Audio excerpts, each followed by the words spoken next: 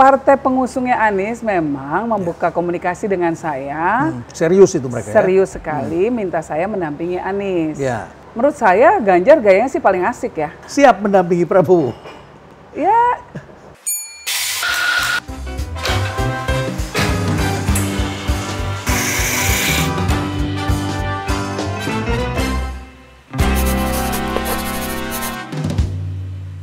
Mbak Yeni, selamat datang di Rumah Perubahan. Terima kasih Prof. Tempatnya keren banget. Kita coba kali. Ya ini di tengah-tengah pohon ini, kiri kanan pohon semua dan pohonnya tidak ditebang. Iya, Ya, keren kita banget. jaga. Super keren, Ya, super makasih. keren. Ya. Makasih udah menjaga paru-paru Jakarta. Ya, kewajiban kita. Semua. Ya, kita harapkan kita bisa mengurangi beban, ya, beban polusi dan lain sebagainya. Wah. Ya, ini menarik sekali. Saya senang sekali kalau lihat perkembangan ini. Kita berteman cukup lama, Iya, tapi Prof. saya melihat makin banyak kejenakaan. Terutama saya lihat kaosnya ini. Oh, kaos saya. Life Oh, is Roblox. Life is Roblox, iya Apa nih. ini artinya ini? Ini satu dimensi kehidupan saya sekarang, Ya. Prof. Saya ini ibu dari anak-anak teenage, anak-anak Teenage. remaja. Mainnya Roblox terus. Oh, jadi ini Ya. game Jadi anak-anak game, remaja. ya, Roblox, ya. Ya. Hidupnya adalah Roblox. Jadi, life is Roblox. Ini gambarnya DJ Khaled. DJ Khaled ini pemusik di Amerika, sangat terkenal. Iya. Dia, Oke, saya saking dia pikir pernah ini ngomong salah satu presiden di mana di Negara mana? Karena belakangan Afrika. ini kan baru pulang beberapa kali ke luar negeri ketemu Iya, dengan iya. pimpinan-pimpinan negara. Iya, iya. Saya kira ada oleh-oleh dari situ terkait dengan inspirasi tokoh dunia. Oh, aduh, ini terinspirasi DJ Khaled aja. Oke. Tapi waktu ketemu Ganjar juga saya lihat di rumah itu pakai baju yang ada lambang siapa Kuromi. itu? Toko kartun dari Jepang itu ya? Iya, Kuromi Jepang ya? namanya. Kuromi. Kuromi. Apa simbolnya? Pasti ada tujuannya nih. Kuromi itu anak-anak muda yang Ya. suka, Ya. ya kan? Nah, saya hanya ingin kirim pesan bahwa tokoh politik itu harus peduli pada anak-anak muda. Tokoh politik harus peduli sama anak muda. Iya. Oke, karena apa? Karena ya anak muda ini penyangga Indonesia ke depan. Nah, hampir 60% penduduk Ya. Indonesia adalah Ya. usia produktif, anak-anak muda di dalamnya. Ya. Mereka adalah kekuatan politik yang besar, political block yang powerful. Ya. Mereka nanti mau milih siapa, itu efeknya besar.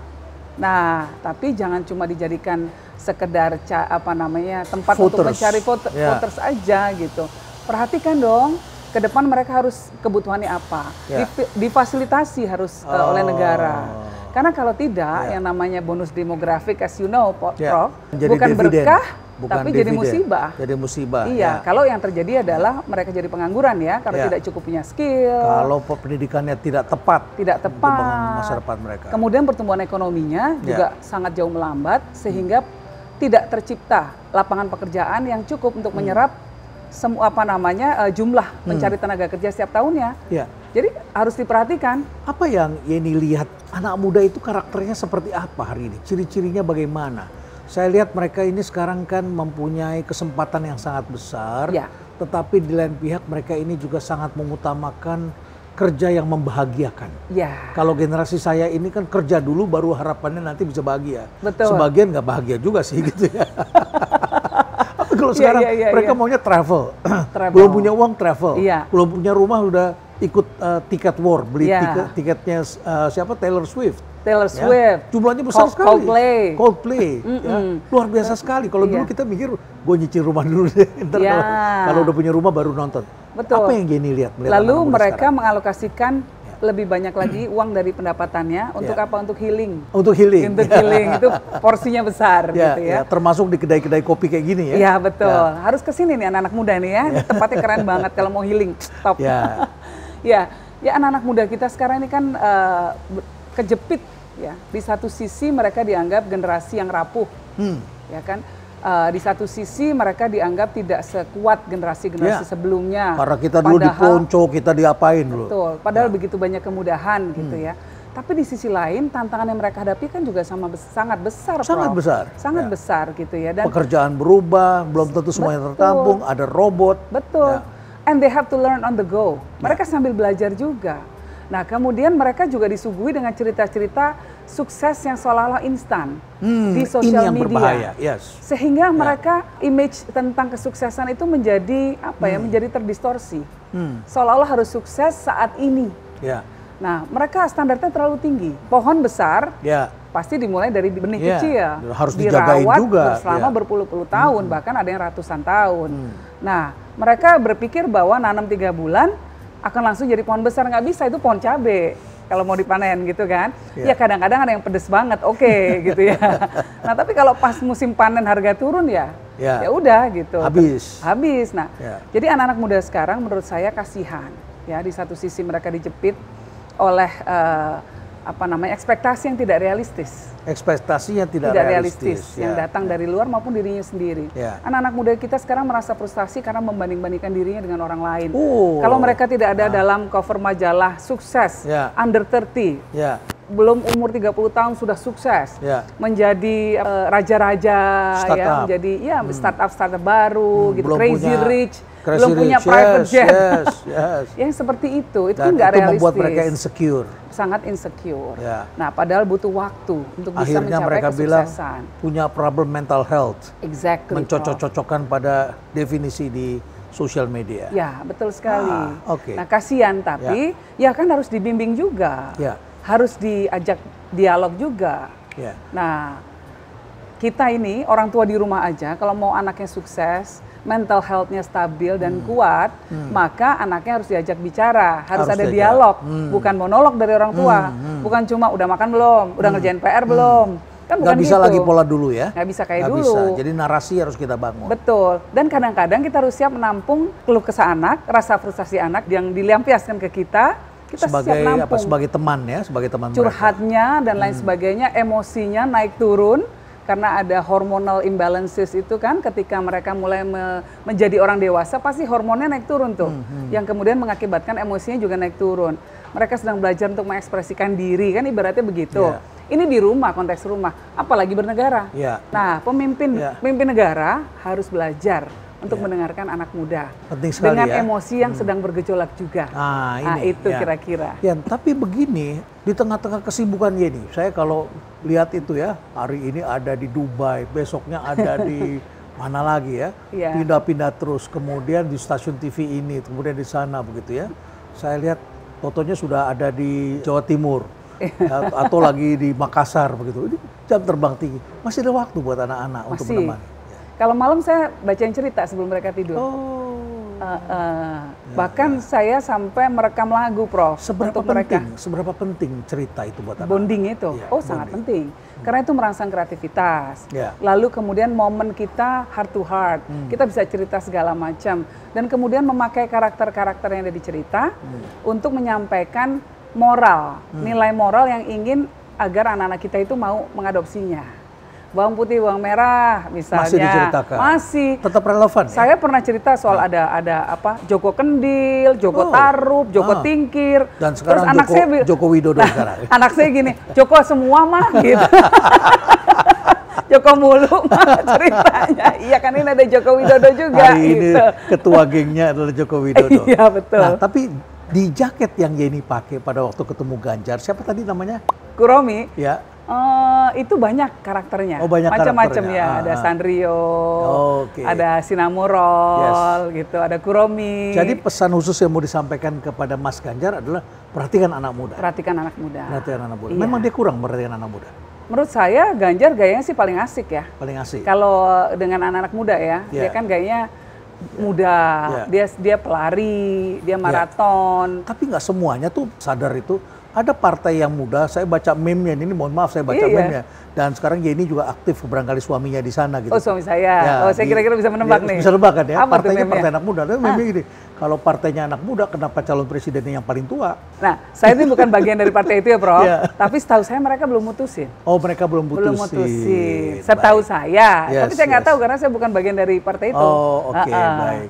Kalau saya korek-korek suami saya sih katanya dia bilang belum gitu. Belum, ya? Jawabannya singkat gitu dong. Ini karena udah nyerempet politik dan Yeni disebut oleh hampir semua partai politik. Mula-mulanya oleh kelompoknya Anies.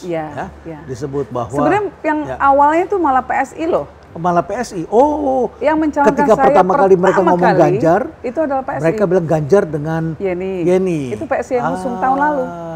Yang lain belum ngusung. Jadi PSI pertama. Kemudian Anies juga menyebutkan. Dan gara-gara itu suami saya jadi aktif di PSI. Tadinya kita nggak kenal. nggak kenal secara dekat gitu ya, cuma tahu-tahu aja dari media. Gara-gara itu, jadi saya kaget karena saya dengar dari media waktu itu. Loh, kok nyalonin saya, kamu kok nggak pakai bilang-bilang dulu gitu. Jawaban pasang aja. Tahu-tahu dipasang gitu dan diumumkan. Jawabannya mereka adalah takut ditolak, Mbak. Lebih baik minta maaf daripada minta izin. Kacau deh anak-anak.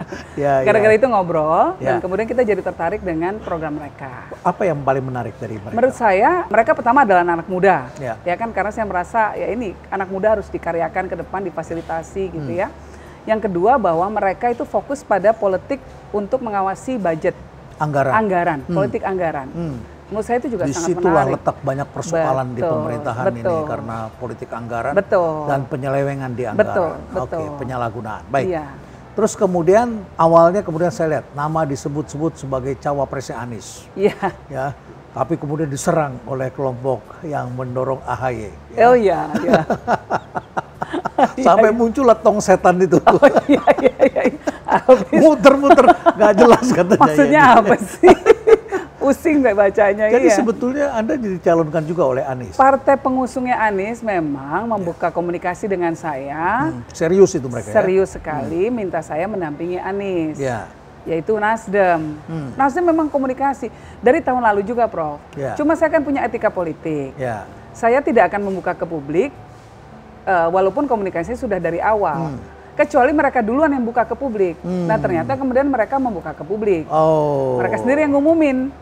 Begitu mereka ngumumin ke publik, ya sudah saya merespon saja. Dan itu nggak perlu lapor ke Pak Lurah? Ya saya cerita lah ke semua. Bukan Pak Lurah, Presiden. Ya ke Pak Jokowi, saya lapor. Bukan lapor lah, saya cerita. Saya kan tidak ada di pemerintahan. Jadi diksi lapor juga kurang tepat ya kayaknya ya. Bukan karena saya bukan anak buah. Sharing. Saya sharing ke Pak Jokowi gitu dan orang-orang sekeliling Pak Jokowi, saya beritahu bahwa ini ada wacana seperti ini dari Nasdem. Jangan kaget ya gitu. Tahu-tahu Nasdem sendiri ngumumin. Ya sudah gitu. Sudah terbuka. Tapi begitu terbuka langsung ada yang menyerang. Iya, begitu yang menyerang. Saya bilang loh, saya itu nggak pernah nawarin diri. Saya hanya merespon.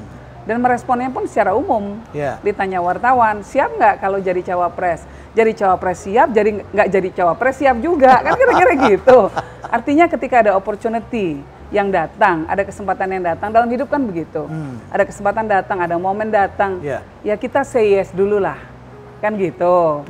Nah, saya selalu terbiasa begitu dari dulu dalam perjalanan karir saya. Kayak di WA Group ya, kalau kita ditanya apa-apa, bukan soal siap nggak siap. Kita jawabnya siap. Siap. Iya siap. Terus gambarnya siapa Kapolri atau siapa TNI gitu begini ya. Kemudian ada berita bahwa saya malah mendukung Pak AHY. Kalau nggak salah ada suara begitu dari Yeni muncul. Memang saya bilang begitu di acaranya Mas AHY, peluncuran bukunya. Saya katakan di situ, waktu itu ada Mas Anies sama ada Mas AHY, saya katakan memang mereka pasangan yang pas. Ya mungkin kemudian merasa bahwa kecurigaan anak-anak buahnya ini curiga semua, ini nggak terbukti semua gitu ya. Terus Johnson bagaimana setelah itu? Setelah dijawab setelah itu kan dia masih muter-muter lagi, masih tong setan masih jawab lagi, masih defensif. Apa sih capek, bacanya juga capek, Prof. Jadi ya udah saya jawab aja udah kayak tong setan di pasar malam. Belum selesai itu masih ramai, tiba-tiba kita kaget Ganjar datang ke rumah dan Pak Ganjar kata Yeni duduk di tempat yang dulu diduduki oleh Pak Jokowi. Betul. Betul ya? Iya betul memang. Iya. Apa yang dibicarakan selama pertemuan itu? Banyak ya. Mas Ganjar ini kan bukan orang baru dengan keluarga kami. Apalagi istrinya juga keluarga pesantren. NU. Keluarga pesantren. Iya. Jadi Mas Ganjar ini kalau ibu saya ke daerah Jawa Tengah misalnya, lagi kalau Semarang gitu ya, kan ibu ada acara sahur keliling setiap tahun pasti gitu. Mas Ganjar suka nemuin ibu, suka sowan gitu. Jadi sementara teman-teman Mas Ganjar dan teman-teman kami juga udah apa ya? Ya makanya saya pakai istilah bolo dewe. Teman sendiri. Jadi kenal banget. Mas Ganjar juga sangat mendukung program-programnya Wahid Foundation di Jawa Tengah. Kebetulan kami punya program Sekolah Damai. Itu ada sekitar 60 sekolah di Jawa Tengah. Apa itu Sekolah Damai? Sekolah Damai itu bekerja sama dengan sekolah untuk menciptakan lingkungan yang damai, lingkungan yang menghargai kebinekaan, menghargai toleransi di sekolah tersebut. Itu sekolah-sekolah swasta? Sekolah atau negeri. Sekolah negeri? Sekolah negeri. Oh, Jadi kita memberikan training kepada para guru, terutama guru agama. Kita kemudian memfasilitasi kegiatan antara anak-anak, misalnya rohani Islam, rohani Kristen, dan lain sebagainya. Yuk bikin kegiatan bareng, kayak gitu-gitulah. Wah, itu bagus sekali ya, karena untuk menjaga kebineka tunggal ikan kita. Betul. Jadi yang kita lakukan di Sekolah Damai itu, Prof, menampung keluh kesah anak-anak, kegelisahan anak-anak. Anak-anak kadang-kadang ini termakan retorika dari orang yang ingin provokasi. Mereka suka tanya. Bahasa kerennya menghasut. Menghasut, merubah pikiran mereka. Betul. Jadi anak-anak ini kan ada yang nanya, kalau saya bergaul sama kelompok, misalnya ke anak Muslim gitu ya, kalau saya bergaul sama yang non Muslim, nanti akidah saya kan jadi luntur, gimana gitu. Nah, kita menampung keluh kesah kayak gini, ada yang mengatakan, berdialog dengan mereka. Ada yang mengatakan masuk ke gereja saja katanya bisa akidahnya luntur. Akidahnya luntur. Iya, gitu. Jadi murtad gitu kan. Anak-anak ini kan belum kuat sekali ya pemahaman agamanya. Jangan sampai mereka hanya disesatkan oleh retorika-retorika yang menghasut tersebut. Yang menghasut padahal tidak benar itu padahal semua. Tidak benar. Oke, jadi itu ada sudah 60-an sekolah di sana. Iya, di Jawa sudah Tengah. 80 sekarang. Sekarang 80, itu luar biasa ya. Betul. Baik. Nah, pertemuan dengan Ganjar. Setelah itu ditanya lagi oleh wartawan.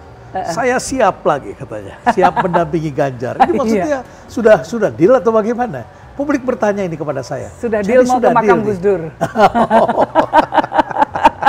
Sudah siap mendampingi ke makam Gus Dur nanti. Mendampingi Ganjar ke makam Gus Dur. Oh, beliau akan ziarah.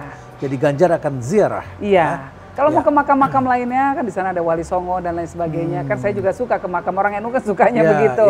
Monggo saya temenin. Iya. Dan Ganjar di mata Yeni sebagai pemimpin yang bagaimana? Ganjar pemimpin yang asik dan gaul. Asik, gaul.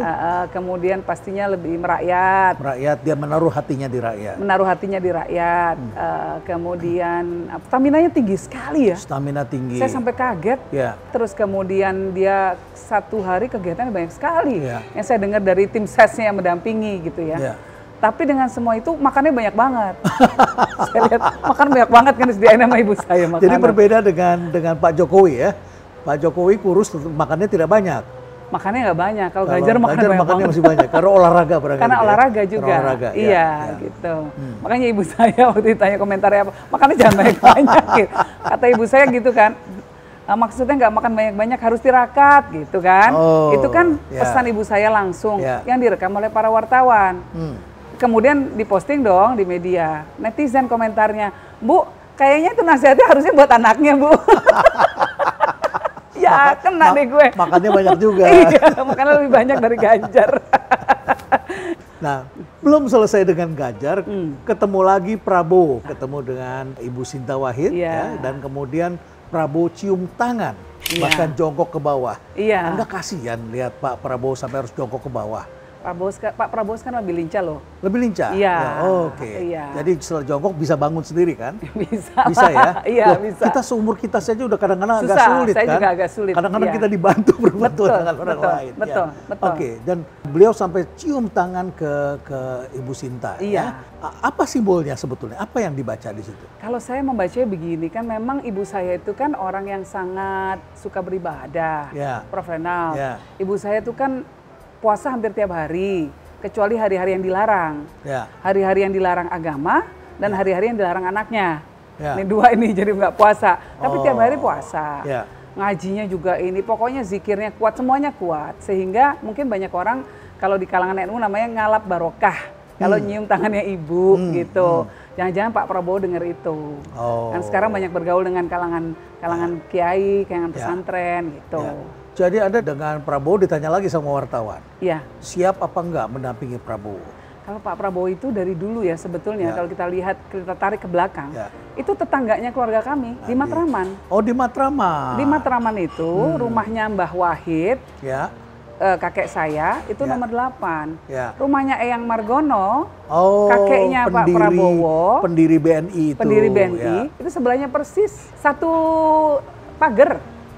Jadi dulu ketika eyangnya Mas Bowo itu meninggal, yang mendoakan eyang saya. Ini hubungannya tuh kedekatannya kayak gitu, Prof. Terus wartawan tanya juga nggak, siap apa tidak mendampingi Prabowo? Belum ditanya. Belum ditanya. Sekarang saya saja yang tanya. Oke, baik, Prof. Siap mendampingi Prabowo? Ya, nggak ditanya sama dia, gimana mau jawab?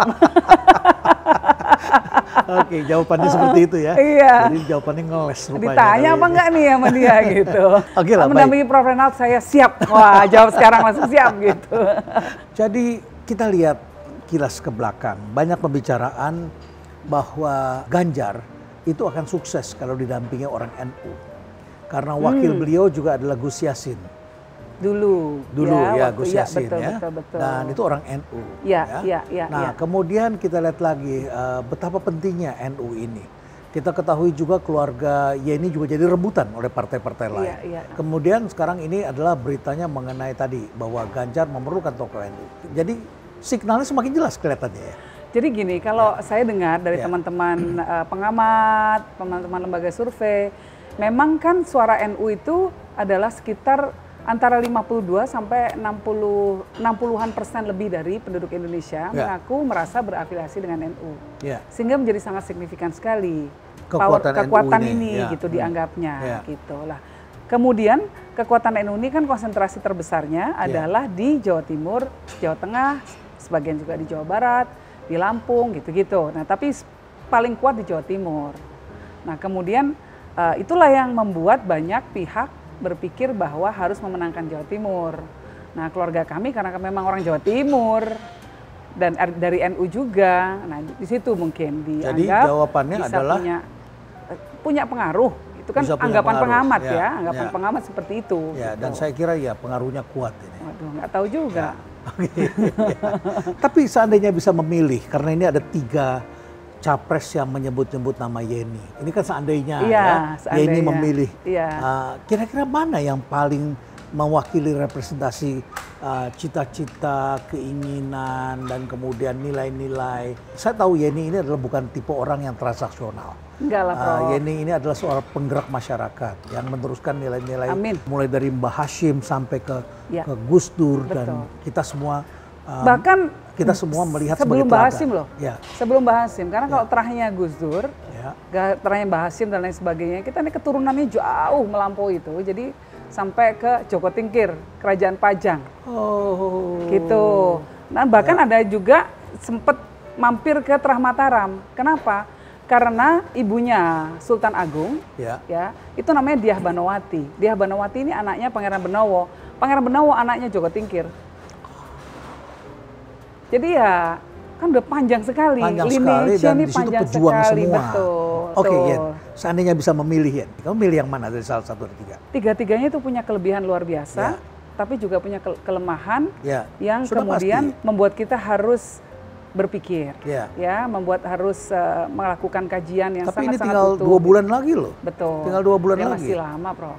2 bulan, 2 hari aja bisa berubah peta politik ya di Indonesia tapi gitu. rakyat gemes kan menunggu, karena dulu kita disuguhi Presiden Wapres 1 paket. Pilpres kali ini adalah kita hanya baru dapat ketuanya dan wakilnya masih shopping around. Betul. Tapi seandainya bisa memilih yang paling konsekuensinya paling rendah dan nilai-nilainya paling cocok, yang mana? Kalau kita itu selalu terbiasa menggunakan 2 mekanisme untuk mengambil keputusan. Mekanisme ada 2 dalil kalau di NU, akli dan nakli. Akli itu akal, rasional. Nakli itu spiritual. Nah, ini pasti kita pakai. Kalau secara rasional, oke, kita lihat plus minusnya, kita gitu bisa kan. baca. Karena kan tidak ada manusia yang sempurna kan, pasti yang ada kan cuma lagu ya, Prof ya. Sempurna. Nah, jadi pemimpin jelas tidak sempurna. Ada kelebihannya yang dari harus segi kita akal, kuatkan. kita bisa ukur. Ya, betul. Kemudian dari sisi spiritual. Bagaimana caranya? Mana sih yang kemudian garis tangannya memang harus jadi pemimpin Indonesia untuk melanjutkan perjuangan para pemimpin-pemimpin sebelumnya. Siapa yang tahu membaca garis tangan? Kalau mekanisme saya adalah sowan ke makam para leluhur saya. Ke Mbah Hashim, ke Mbah Wahid, ke Eyang Solihah, ke Bapak terutama. Nah, nanti di sana curhat deh, ngobrol-ngobrol aja gitu ya, curhat, kontemplatif. Kalau anak sekarang bilangnya meditasi gitu ya. Mengharapkan kemudian pulang, bisa mendapat aspirasi dari situ. Iya, pulang. Setelah pulang, kemudian sholat. Sholat istikharah, lalu kemudian biasanya akan ada ketetapan hati, atau bisa juga pesan, atau ada mimpi, macam-macam itu. Datangnya nanti bentuk macam-macam. Nggak bisa diprediksi. Ini sangat penting sekali. Saya tanya kepada teman-teman saya di Bali. Karena kawan saya ini Pak Cok ya, keluarga dari Raja Ubud, dia bilang ke saya, Pak Renald, saya buat barong ini saya pakai bertapa, puasa. Pohon itu saya mau tebang, saya mau ambil kayunya, saya tapa dulu, saya minta izin sama Tuhan. Iya. Terus nanti saya dapat petunjuk, boleh atau tidak. Nah, saya tanya petunjuknya bagaimana, Pak? Ya saya di situ, saya dengarkan, terus dengarkannya bagaimana? Saya orang rasional, saya bingung ya. Akhirnya dia cerita, dan menurut saya masuk akal. Ya Tuhan hadir dalam bentuk macam-macam, kadang bentuk api, ada petir, kadang ada bentuk angin, kadang ada bentuk hujan, semua saya dengarkan suara alam dan kemudian itu memberikan keteduhan hati, ketenangan, dan ketika saya mengambil keputusan, saya bisa mengambil dengan baik dan saya minta petunjuk dan minta izin sama Tuhan sebelum saya menebang kayu dari pohon itu.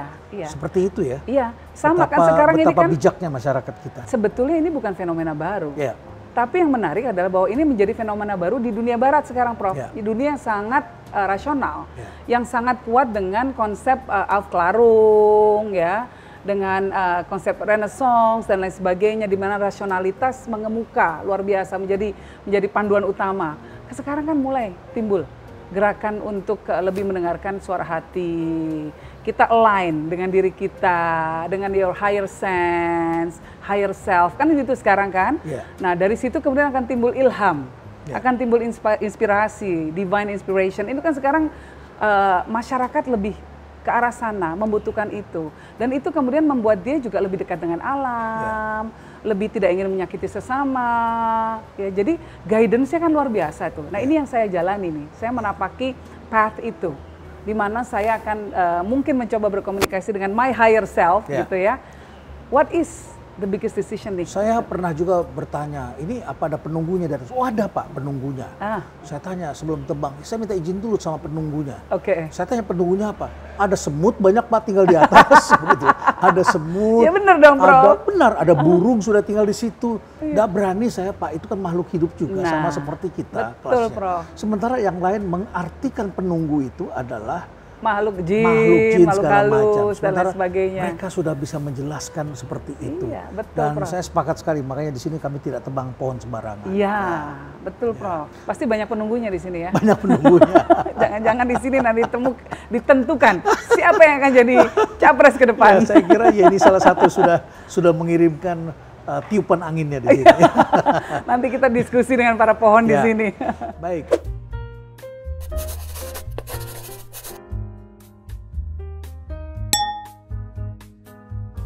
Pemimpin hebat. Pak Jokowi berhasil membawa Indonesia menuju pertumbuhan ekonomi yang tinggi dan bisa mengentaskan kemiskinan akut, membawa proses hilirisasi di Indonesia yang sangat sulit dilakukan, dan berhasil mengambil saham mayoritas Freeport.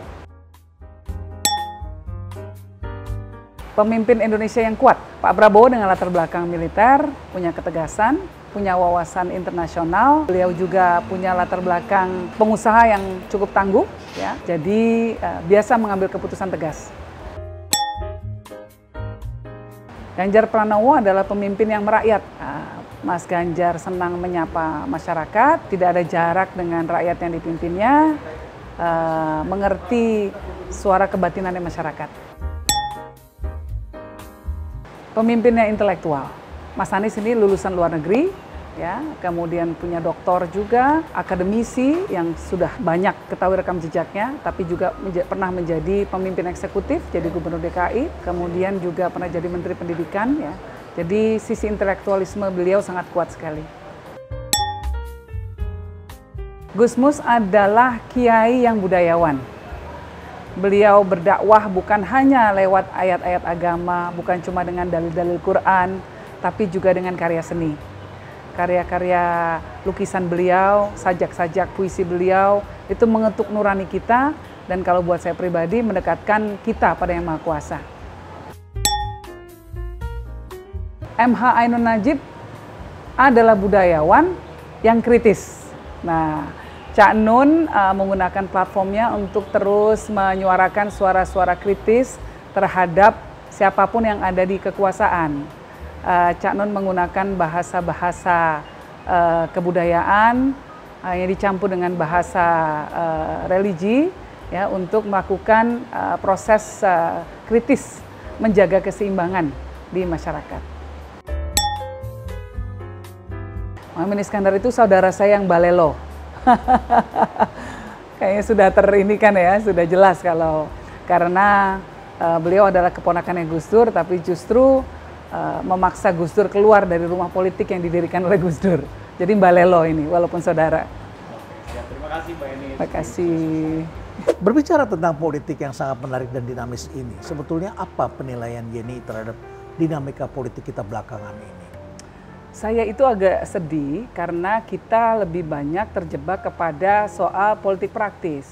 Tapi kita kurang banyak membahas mengenai tantangan yang dihadapi bangsa Masa ini ke depan. Ya. Gitu.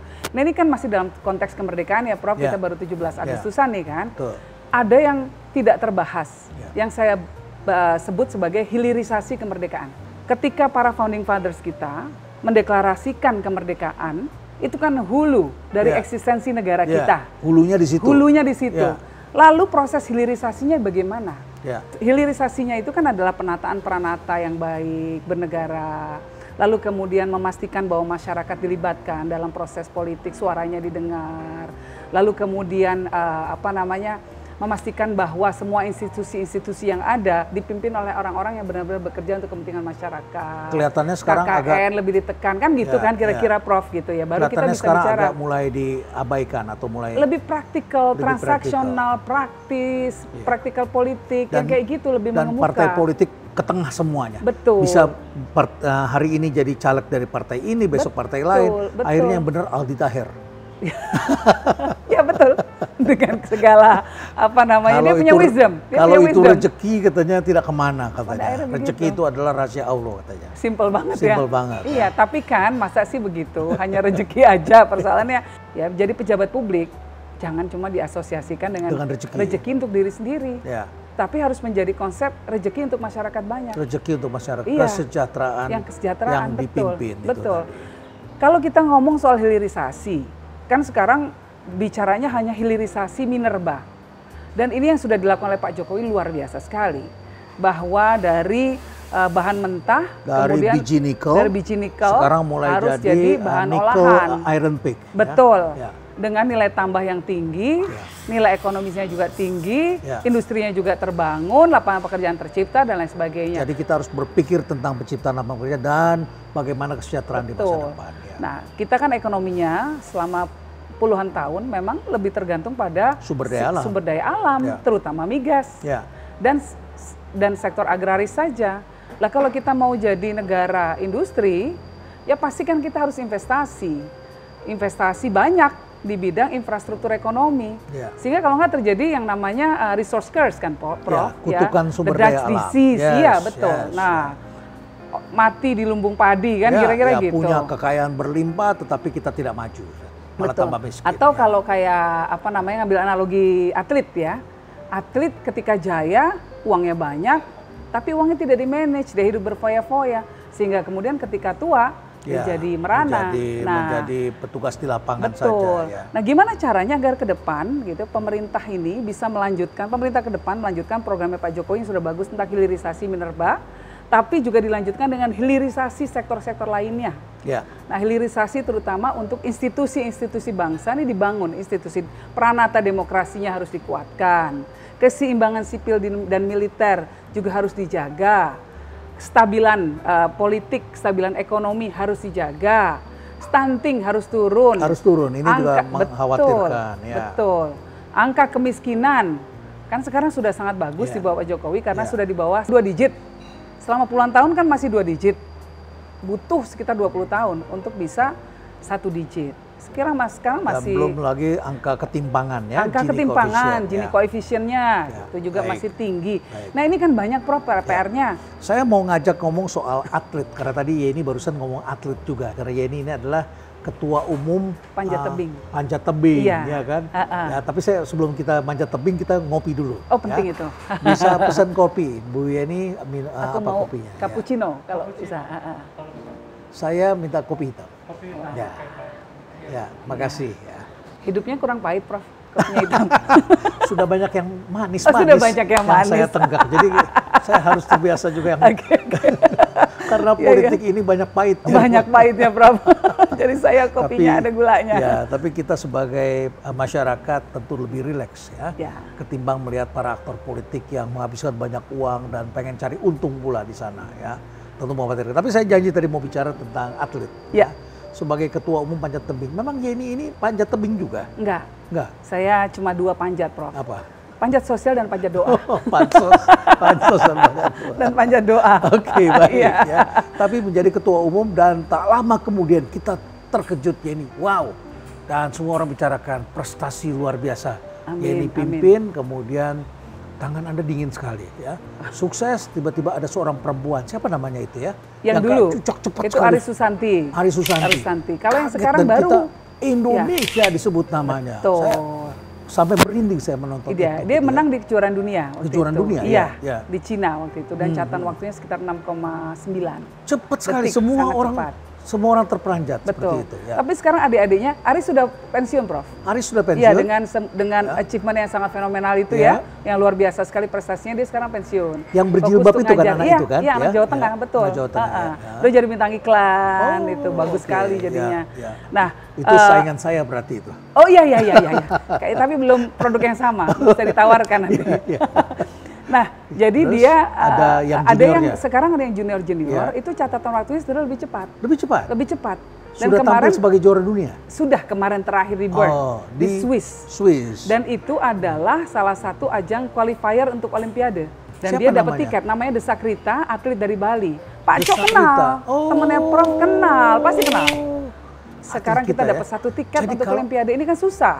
Jadi kalau 1 sudah jadi, yang lain itu cepat sekali belajarnya ya. Amin. Ya karena kita pakai sistem. Ini bukan ditaruh di semak belukar kan?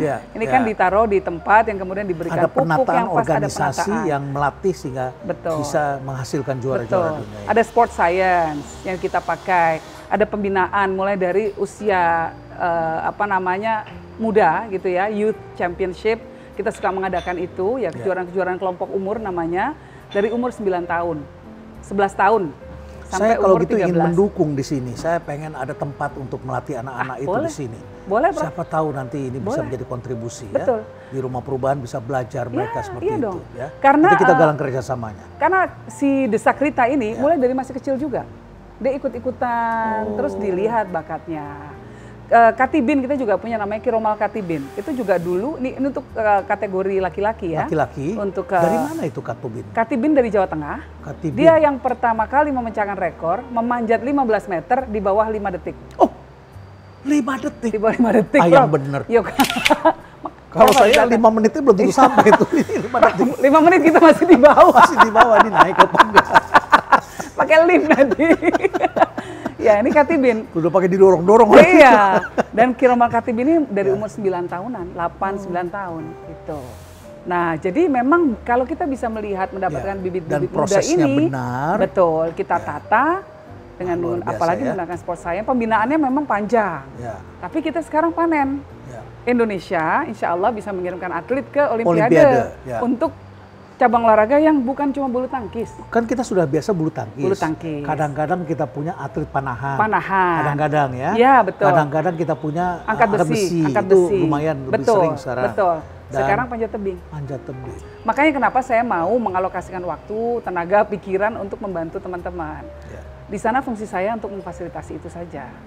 Nah, dulu suami saya yang jadi ketua umumnya, Prof. Oh, suami dulu pernah jadi ketua umum? Agak KKN ini.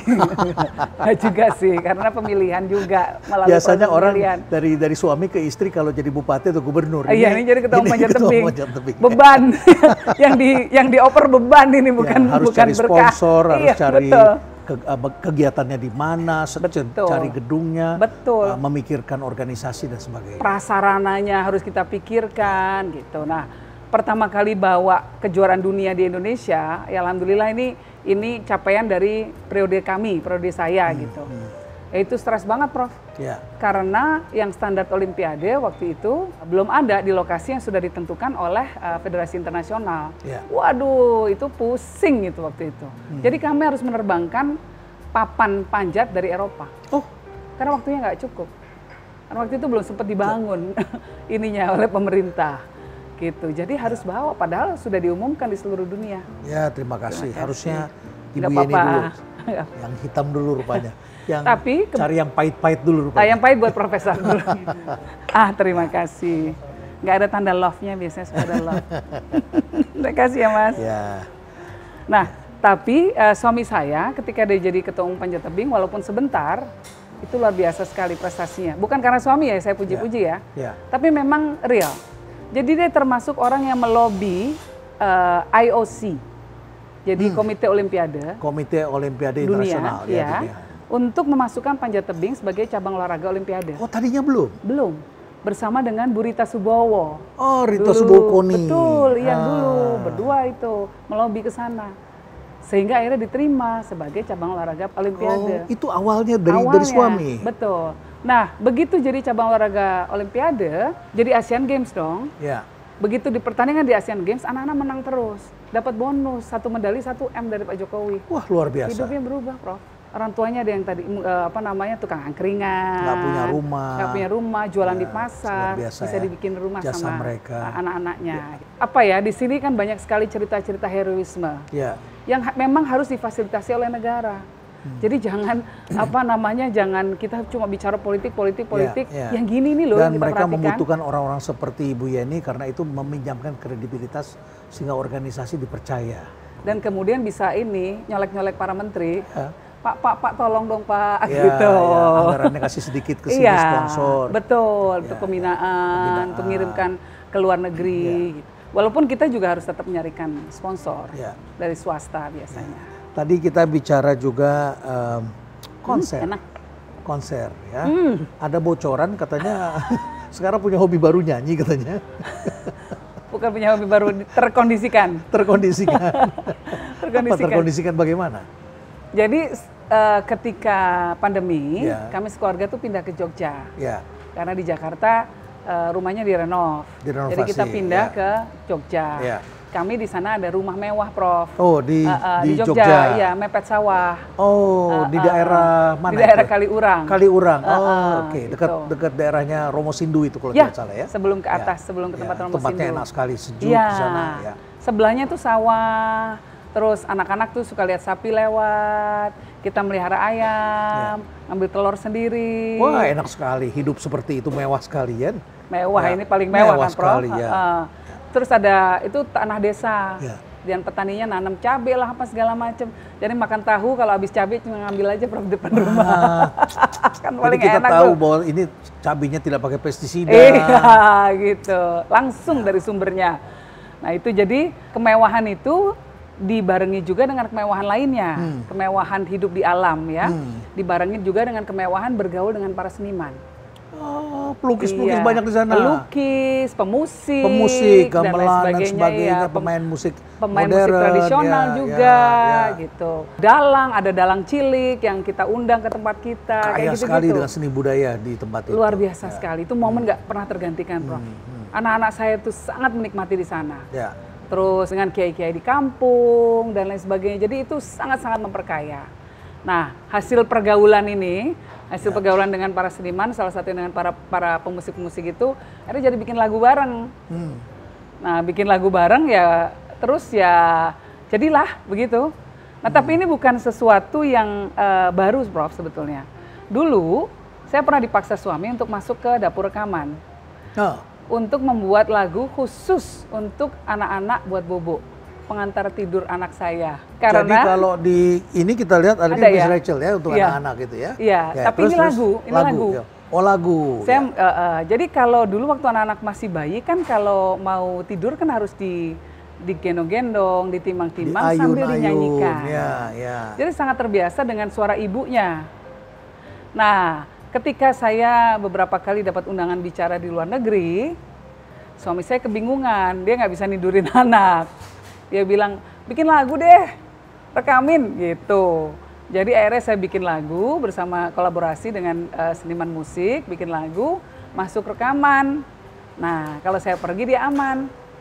Jadi ASI siap, lagu siap. Nah, itu pertama kali judulnya Bobolah Anakku. Lagu yang sangat simple, ada di Spotify. Udah terbiasa bernyanyi, sudah mulai. Iya, terpaksa. Jadi akan ada konser nanti atau belum? Itu suami saya yang katanya ingin memberikan kejutan, tapi buat saya sebetulnya adalah tekanan. Jadi dia bilang, ayo aku tak bikinin konser ya. Ah, gila apa gitu kan? Ya tapi nggak tahu lah Prof, kalau nanti jadi tanggal mainnya nanti saya info. Mohon hadir. Tapi sebagai penyemangat, Saya selalu mengatakan seperti ini, siap. Siap mendukung. Jangan diketawain ya Prof ya gitu. Tapi lagu-lagunya sudah ada di Spotify. Sama dia ditaruh di situ. Jadi suami Under akan menjadi Yeni Wahid. Jadi suami akan menjadi David Fosternya di situ ya. Begitulah. Dia produser di belakang layar. Baik, ya. Gitu. Yen, banyak yang sudah kita bicarakan, tapi masyarakat itu selalu mengingat jasa mendiang Gus Dur. Ya, saya ketika beliau dulu memimpin pun saya pernah menulis di Kompas, saya bilang Gus Dur 2 tahun berkuasa tapi melakukan 10 perubahan. Termasuk di dalamnya adalah membubarkan beberapa kementerian yang dianggap tidak efisien, yang bermasalah bagi demokrasi pada waktu itu. Kemudian juga mengganti nama Irian menjadi Papua, ya, dan lain sebagainya, yang luar biasa sekali menurut saya. Ya, kita semua tentu mengagumi dan melihat Gus Dur sebagai sosok seperti itu. Betul. Nilai-nilai seperti apa yang diwariskan oleh Gus Dur yang Yeni rasakan yang penting untuk membangun demokrasi kita? Karena Gus Dur ini adalah presiden yang pertama yang berada di era demokrasi. Betul. Dan beliau sendiri terpilih secara demokratis dan beliau juga menjadi korban dari sejumlah orang yang bermain dengan cara-cara yang menurut saya itu permainan ya. Betul. Dan menurut saya tidak fair, rekayasa politik pada saat itu, dan masyarakat kemudian menghukumlah orang-orang seperti itu. Tapi saya kira nilai-nilai penting. Nilai-nilai apa yang Yeni rasakan yang penting dibawa oleh para politisi ke depan yang atau melekat dalam diri Yeni dari Gus Dur? Ya, harus berjuang untuk nilai. Seorang politisi harus berjuang untuk nilai. Karena kalau berjuang untuk transaksi, yang seperti Prof katakan, akan dihukum oleh masyarakat. Masyarakat nggak suka. Ya. Saya ngambil analogi nggak jauh-jauh dengan apa yang sedang terjadi pada diri saya. Ya. Kalau dipikir-pikir, Prof, nggak masuk akal. Saya ini bukan ketua umum partai. Saya bukan ketua umum ormas, saya bukan pejabat. Tahu-tahu nama bisa ada yang melambung. Ini ibaratnya juga bukan ketua PBNU, bukan ketua ormas, bukan ketua PBNU. Saya kan lagi di pinggir lapangan, Prof. Lihat pertandingan gitu kan. Oh ini orang lagi mau bertanding semua. Karena saya tidak punya tiket untuk masuk, saya tidak punya apa-apa lah. Kira-kira cuma di pinggir aja ngeliatin.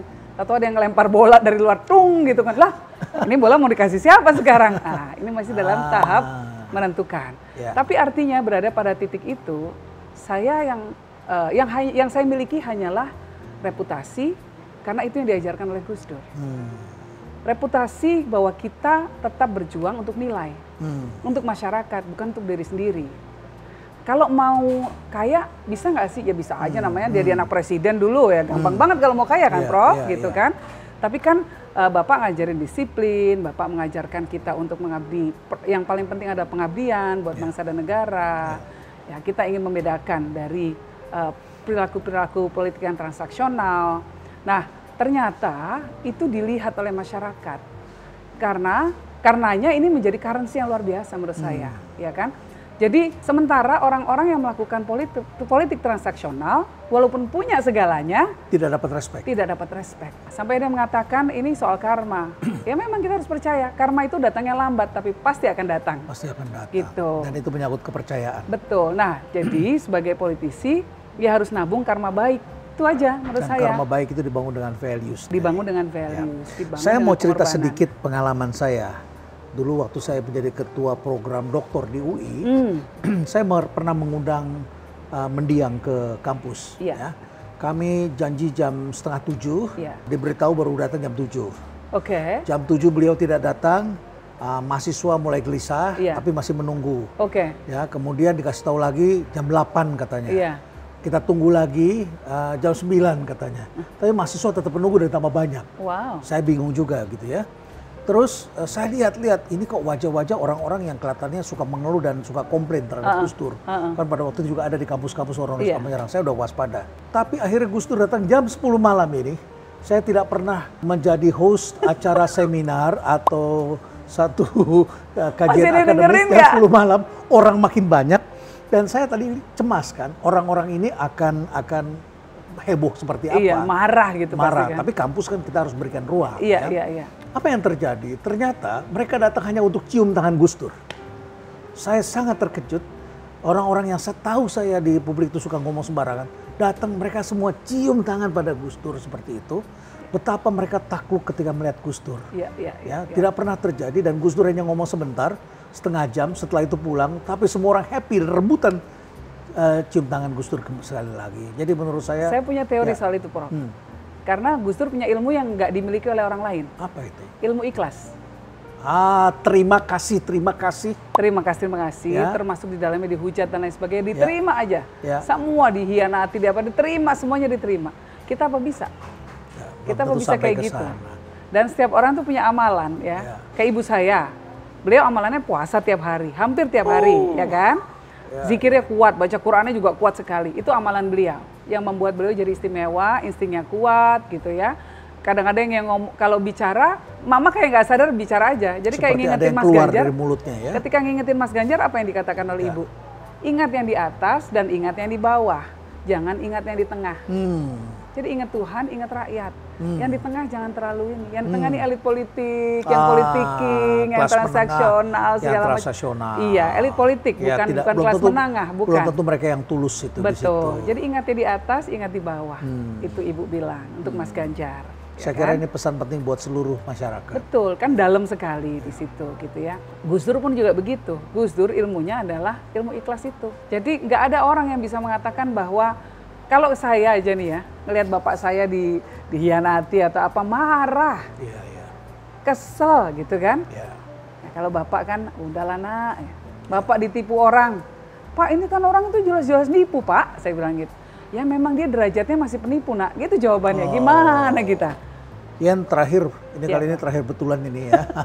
Kopinya belum habis. Iya, sampai serumput kopinya. Ya ini hadir kemarin dari pidato kenegaraan Presiden di Istana pada saat peringatan 17 Agustus. Ya. Pidato Presiden itu penuh makna.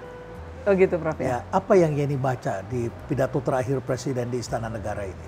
Ya menarik sih bahwa Pak Jokowi membukanya dengan mengatakan soal lurah-lurah gitu. Dan beliau mengatakan saya bukan lurah, saya presiden. Gitu ya. Itu menurut saya kalau orang Jawa, wah ini ada pesan yang ingin diberikan gitu. Pesan itu apa nggak tahu ya. Semoga bisa ditangkap maknanya oleh orang-orang yang semuanya yang itu pesan dimaksudkan untuk mereka gitu ya. Yang kedua beliau memang meng-highlight tentang ya tadi hilirisasi, lalu kemudian proses ke depan, stabilitas dan lain sebagainya, dan harapan beliau. Harapan bahwa pemerintah ke depan melanjutkan apa yang sudah dimulai oleh Pak Jokowi. Tidak memulai dari nol lagi. Rakyat juga nggak suka sebetulnya. Kita juga kan nggak suka kalau kemudian apa yang sudah dimulai dibongkar lagi. Ini skala kecil aja lah, kalau ada Pak Lurah baru bangun bendungan misalnya, terus lurah yang berikutnya dibongkar, aduh. Buat apa itu uang rakyat, uang betul, kita semua. Betul, lebih baik kita lanjutin aja lah. Gitu. Nah siapa dari 3 pasang calon ini yang kemudian punya komitmen untuk melanjutkan pembangunan? Saya harap sih semuanya punya Prof. Sehingga siapapun yang terpilih nantinya ya dilanjutkan pembangunannya. Baik.